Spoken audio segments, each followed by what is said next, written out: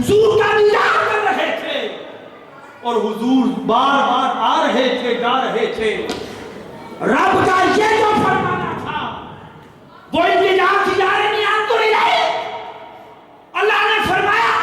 لا ترانی، تو مجھے نہیں دیکھ سکتا ہے، آشکارا بات کر رہا ہوں، یعنی میری شان کو ایک ہی بار تو اپنی نگاہ سے کلی طور پر احاطہ نہیں کر سکتا ہے، بار بار میری سب سے اعلیٰ شان کو دیکھتا جا، بار بار میرا محبوب آتا رہے گا، جاتا رہے گا، تو تیری جو التجا تھی ارینی انظر الیہ، تو میری سب سے بڑی شان کو دیکھنا چاہتا ہے، دیکھنا چاہتا تھا، تو میرا یہ اعلان تھا لا ترانی، پیغام تھا کہ مصطفیٰ کے حسن کو بھی، کہ جو میری سب سے اعلیٰ شان ہے، مجھے اپنی شان کی قسم اس مصطفیٰ کو کوئی دیکھ نہیں سکتا، جو بھی دیکھتا ہے میری شان کو، جو بھی دیکھتا ہے میری شان، سب سے اعلیٰ شان اس وجود مصطفیٰ کو، اس محمد مصطفیٰ کو، اس پیکر عدم کو، اس پیکر مدلول کو، اس پیکر اعلیٰ کو، عرفہ کو، جو بھی دیکھتا ہے مجھے اپنی عزت کی قسم وہ جزوی طور پہ دیکھتا ہے۔ کیا ہے دیکھتا؟ جزوی طور پر دیکھتا ہے۔ یہی وجہ ہے کہ آقا علیہ السلام نے فرمایا، حضرت ابوبکر صدیق کو فرمایا، والذی بعثنی لم یعرفنی حقیقتا غیر نبی، اے ابوبکر صدیق مجھے اپنی عزت کی قسم، جس کے قبضہ قدرت میں محمد کی جان ہے، جس رب نے مجھے مبعوث کیا ہے، اس کے سوا میری شان کا کوئی بھی احاطہ نہ کر سکا۔ تو موسیٰ کو یہ پیغام تھا کہ لن ترانی، تو مجھے دیکھ نہیں سکتا ہے، معنی یہ تھا عاشقوں کی زبان میں کہ تو میرے مصطفیٰ کی شان کو نہیں دیکھ سکتا ہے۔ موسیٰ کتنا بھی دیکھے گا وہ صرف مصطفیٰ کے کسی ایک جز کو دیکھے گا، کسی حضور کی ایک شان کو دیکھے گا، اور جس شان کو بھی دیکھے گا اس شان کا تو کبھی احاطہ نہ کر سکے گا۔ تو لوگوں، خدا کی عزت کی قسم، سب سے اعلیٰ شان اس نے حضور کو بنایا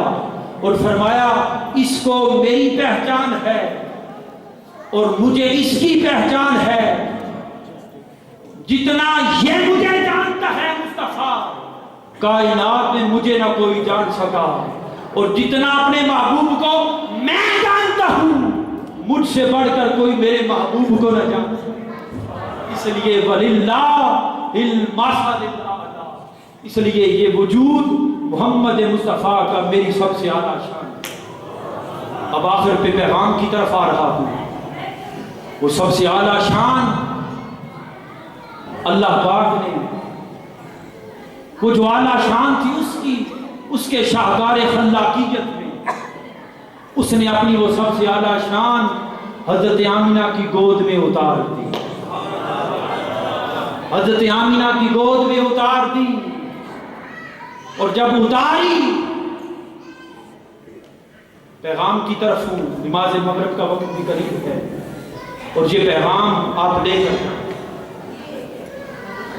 اور یہ پیغام حضور سیدی شیخ الاسلام ڈاکٹر محمد طاہر القادری بزرعلی کی طرف سے آ رہا ہے کہ لوگوں، ہم میلاد مصطفیٰ منا کر اللہ کی سب سے اعلیٰ شان کا ذکر کرتے ہیں، ہم میلاد مصطفیٰ منا کر اللہ کی سب سے اعلیٰ شان کا چرچا کرتے ہیں، ہم میلاد مصطفیٰ منا کر اللہ کی سب سے عرفہ و اکمل شان کا ذکر کرتے ہیں، اور یہ سب کچھ اس لیے کرتے ہیں، یہ کیوں کرتے ہیں؟ اس لیے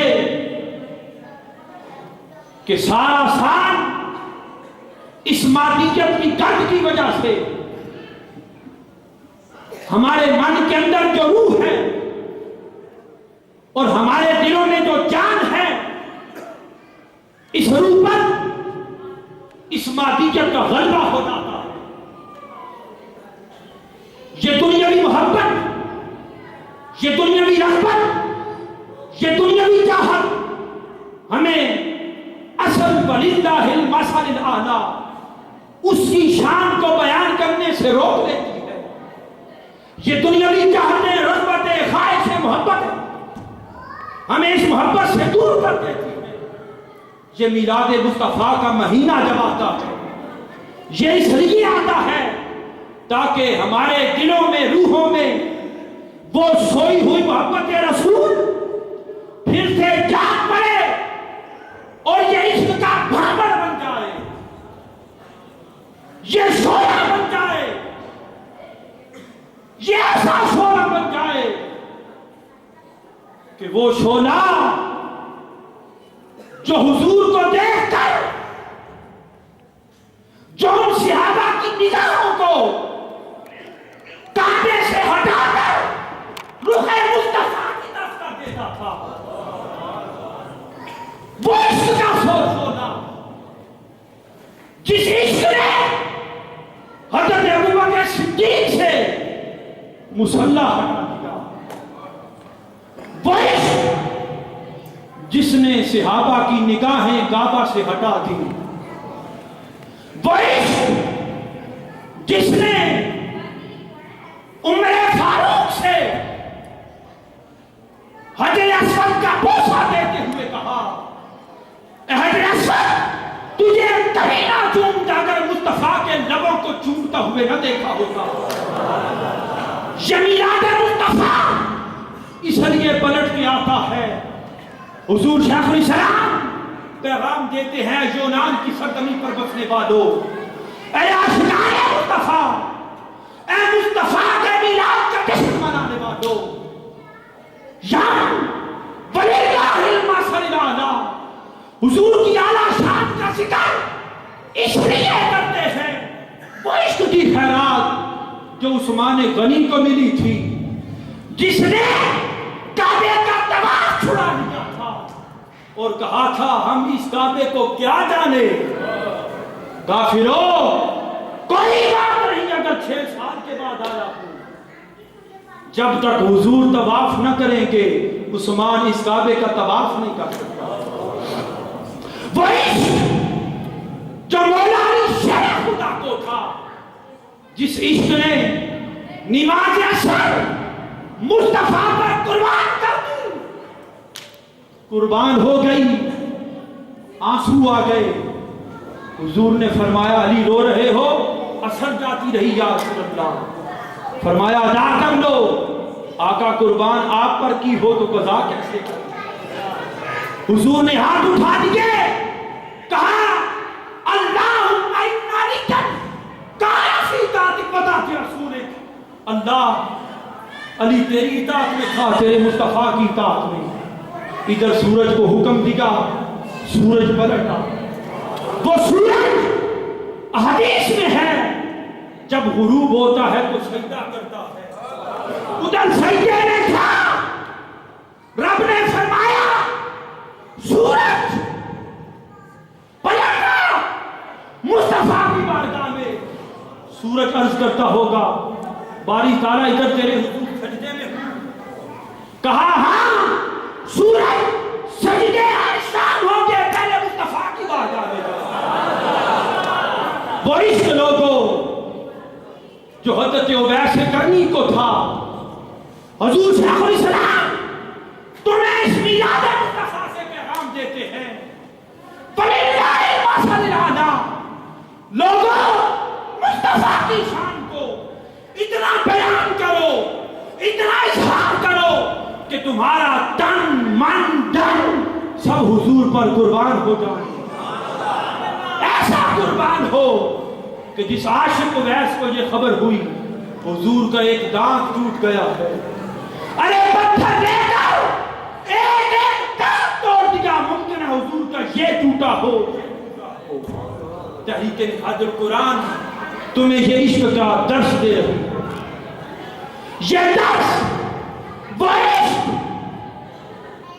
جو حضرت بلال حبشی کو ہو گیا تھا، وہ عشق جو جانوروں کا مصطفیٰ سے تھا، وہ حضور کو دیکھ کر مصطفیٰ کے سامنے سجدہ کرتے، وہ پتھر ارے جن میں جان نہیں تھی جہاں سے حضور گزرتے وہ کہتے یا نبی سلام علیکہ، یا نبی سلام تحریک منہاج القرآن تمہارے دلوں کے اندر، روحوں کے اندر، منوں کے اندر، زندگیوں میں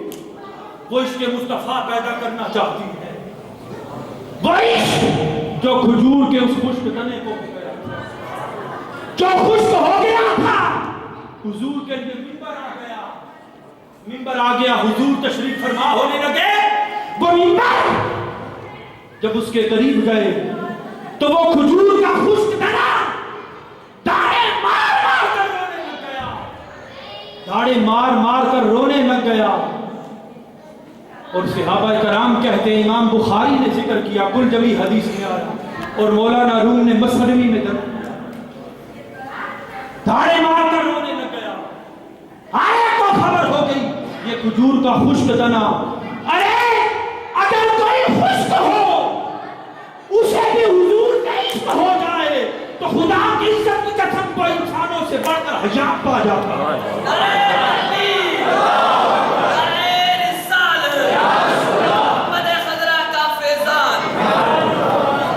شہید اور شہید پیغام مولانا روم نے دیا، اس تو نے ہنانا در ہجر رسول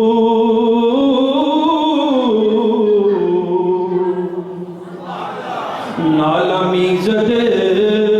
ہم چنے ارباب عقول، وہ حضور کی محبت میں، حضور کی چاہت میں، حضور کے پیار میں، حضور کے ادب میں وہ اس قدر رویا، اتنا رویا کہ دھاڑے مار مار کر رویا کہ ہر کوئی حضور کی مجلس میں حیران ہو گیا، یہ بھی حضور کے عشق میں روتا ہے۔ ارے وہ عشق جو بلال حبشی کو ہو گیا تھا، اذان دیتے چہرہ حضور کی طرف کر لیتے، کہتے ہیں اشہد ان محمد رسول۔ اقبال نے یہی تو اشارہ کیا، اذان ازل سے تیرے عشق کا ترانہ بنی، اذان ازل سے تیرے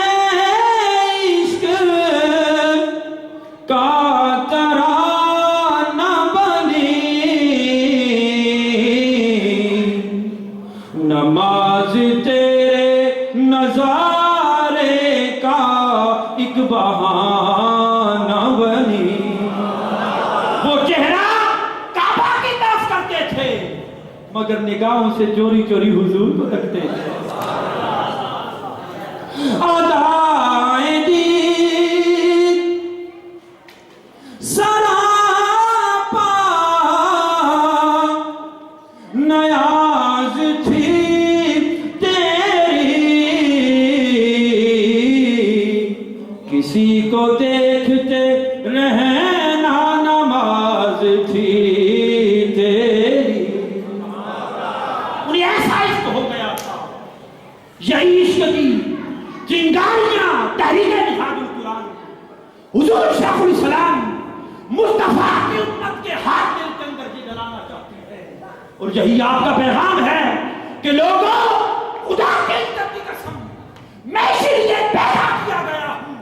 اور اسی لیے زندہ ہوں کہ مصطفیٰ کے ہر امتی کے دل میں حضور کا عشق پیدا ہو۔ یہی پیغام تحریک منہاج القرآن کا ہے، اس لیے حضور شیخ الاسلام تمہیں یہ پیغام دیتے ہیں وَلِلَّهِ الْمَثَلُ الْأَعْلَىٰ کہ لوگوں سب سے اعلیٰ شان محمد مصطفیٰ ہے، اس لیے اٹھتے بیٹھتے چلتے پھرتے سوتے جاگتے اپنے گھر میں، بار سفر میں، حضر میں، دوستوں کی مجلس میں، رشتہ مجلس میں بس حضور کا ذکر کیا کرو، حضور کو اسوہ بنا دو، حضور کو کامل نمونہ حیات بنا دو۔ اگر یہ نمونہ حیات بنا دو گے اور یہ تصور ساری زندگی مصطفیٰ کا ذکر کرتے کرتے گزر جائے گی تو پھر قیامت کا دن ہوگا، رب کی عدالت ہوگی، مصطفیٰ سامنے ہوگا، رب کائنات اپنے محبوب کے وجود کو دیکھے گا، عاشقوں کو دیکھے گا۔ وہ قیامت کا دن جو یوم محشر ہے، خدا کی عزت کی قسم لوگوں وہ بھی صرف حضور کی شان کو دکھانے کے لیے بنایا ہے۔ حضور کی شان دکھائی جانی ہے، قرآن میں ساری ترجمہ ہو رہی ہے، سب انبیاء تک رہے ہوں گے، سب رسول تک رہے ہوں گے، کل امتیں تک رہی ہوں گی، مسلمان کافر یہودی عیسائی سب تک رہے ہوں گے، اور رب حضور کو اپنے ساتھ قیامت کے روز مقام محمود پر بٹھا کر فرمائے گا وَلِلَّهِ الْمَثَلِ الْأَعْلَىٰ، یہ ہے لوگوں میری سب سے اعلیٰ شان۔ یہی پیغام تحریک منہاج القرآن کا ہے کہ اپنی زندگیوں کو عشق مصطفیٰ کا اوڑھنا بچھوڑنا بنا لو، اور ایسا بنا لو کہ یہی آواز آخری شعر پر خطاب کو ختم کر رہا ہوں، یہی عشق کا پیغام عاشقوں کی زبان میں کوٹ مٹھن سے آ رہا ہے، کوٹ مٹھن سے آ رہا ہے، عاشقوں کی زبان میں، اولیاء کی زبان سے آ رہا ہے،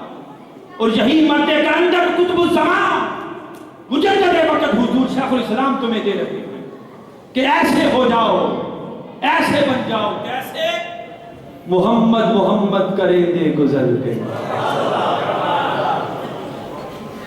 محمد محمد کریں دے گزر گئی،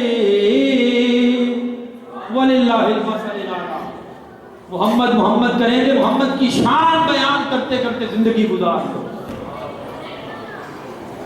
محمد، اب کوئی زبان خاموش نہ رہے، اس لیے جن کی مجلس میں موجود ہوتے ہیں ممکن ہے کسی کو یہ زیارت مل جائے اور اس کے صدقے سب کا کام بن جائے۔ کوئی زبان اب خاموش نہ رہے، آنکھیں بند کر لیں اور ایک لمحہ کے لیے گنبد خضرا کا تصور کر لیں، چاریوں کا تصور کر لیں اور پلٹ جائیں مدینہ کی گلیوں میں، مدینہ کی گلیوں میں چلے جائیں۔ محمد محمد کریں دے گزر گئی، آدنال احمد ملیں دے گزر گئی، حلیمہ دی ڈاچی، حضرت حلیمہ کو بھی خبر ہو گئی، ہاں یہ محمد مصطفیٰ ہے، یہ رب کی سب سے اعلیٰ شان ہے،